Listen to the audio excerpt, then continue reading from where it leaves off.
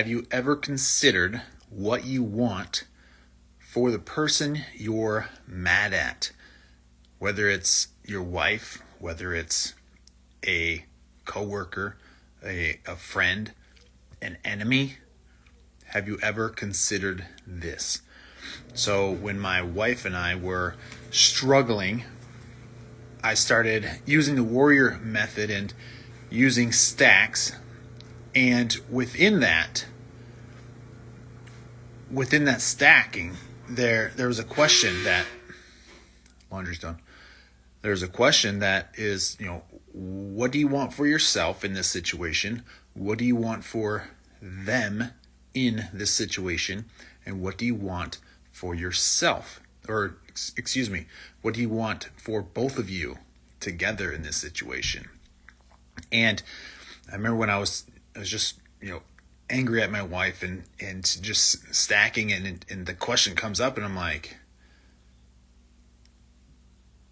that's a great question. What do I want for them? What do I truly want for my wife? I truly want for her to, be happy, to have a good life, to be able to do the things she wants to do, to enjoy the things that she wants to do, and to experience the best of life, experience life with God.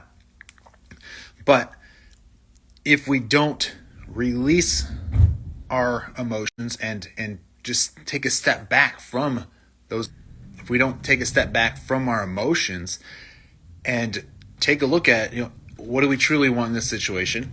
What do we want for them in this situation? We get caught up in this, they're the enemy blame game, just like Adam did to Eve and God. We get caught up in this blame game. And we forget that, hey, we actually love this person. We actually care about this person, whether it's your wife, a friend, coworker, whatever, that you want something good for them.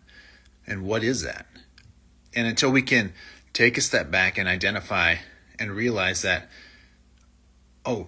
they are not the enemy, and we actually want good things for them, then we can start to actually look at the situation different. It's no longer me versus my wife. It's us together, and how am I going to help her get what she wants so I get what I want, and we can have a marriage that's consistently growing and improving. What's up, bud? So I want you guys to consider this. What do you want for your wife specifically? But if there's somebody else that you're, mad at or just in an argument with, what do you want for them in this situation? Consider that.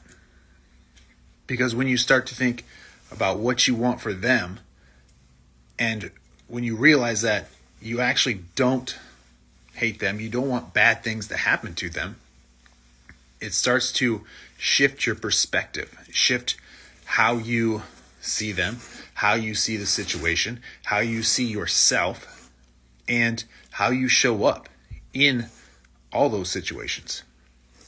So I want you to just consider that, and maybe even take some time to, hey, what do I want for my wife? Or maybe your kids, if you're frustrated with your kids, what do I want for them? You're going to find out that you probably want good things for them. And we, as men, need to show up differently if they're going to get the best from us and from this world. So I hope this encourages you and helps. And if it does, leave a comment, follow, and men, as Christian men, first responders, we are called to serve and to lead. And if we're not leading ourselves, we're not leading anybody else. If we're not leading at home, we're not leading in our community. So we have to start with us, start in the home, before we can really, truly make an impact.